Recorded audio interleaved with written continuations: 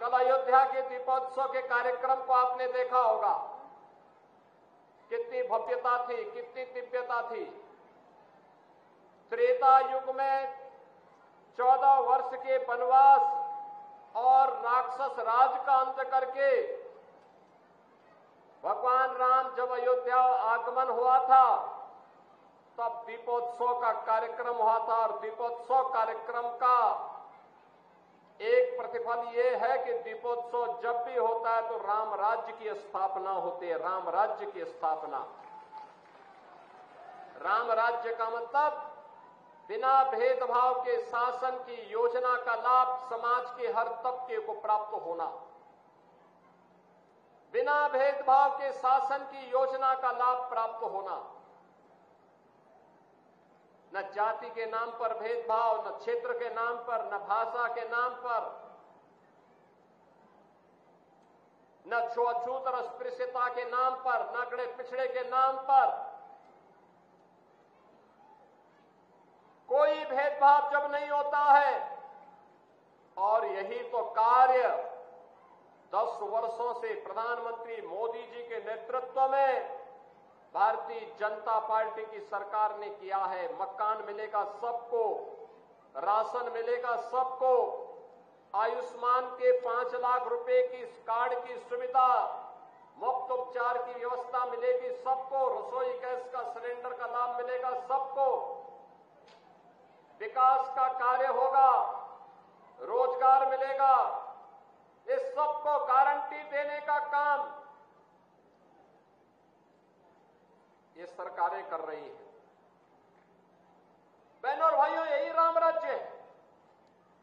और राम राज्य की इसी संकल्पना को आगे बढ़ाने के लिए इस बार तो 14 वर्ष नहीं 500 वर्ष लगे इंतजार करने में। हम दीपावली तो मनाते थे, लेकिन अधूरी दीपावली थी। अधूरी दीपावली इस बात को लेकर के एक तरफ हमारे बनटांगिया गांव के लोग बेघर थे, पहचान का संकट था, शासन की सुविधा से वंचित थे, उनका संवैधानिक अधिकार भी उन्हें नहीं प्राप्त हो पा रहा था। और दूसरी तरफ अयोध्या सुनी थी। अयोध्या की पहचान जिन प्रभु राम से थी, वो अयोध्या में राम ही नहीं उठे।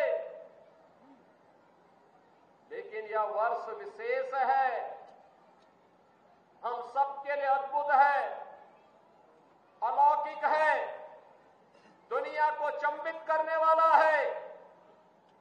और हम सबके जीवन में भी कुछ अद्भुत होने वाला है, और वह है कि 500 वर्षों का इंतजार कर समाप्त करके प्रधानमंत्री मोदी जी आज प्रधानमंत्री मोदी जी के नेतृत्व में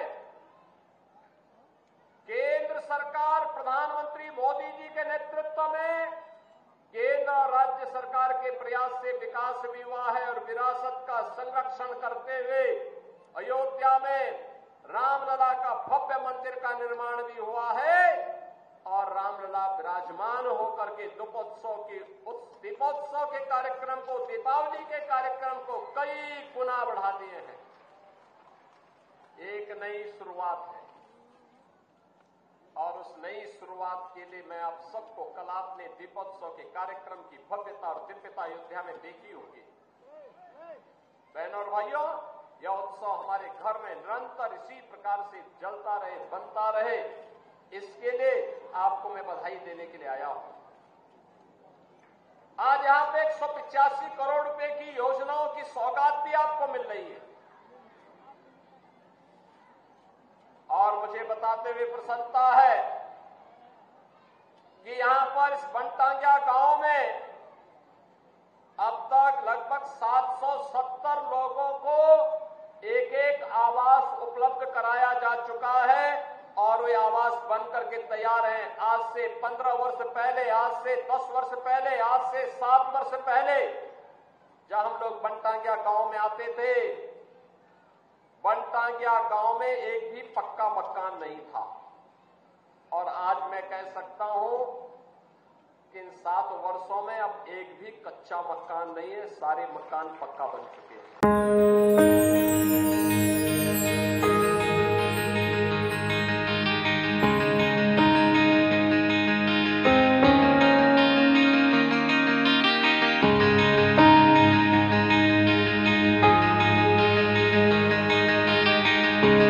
हमसे जुड़े रहने के लिए हमारे YouTube चैनल को सब्सक्राइब करें और नई वीडियो की नोटिफिकेशन के लिए बेल आइकॉन को दबाएं।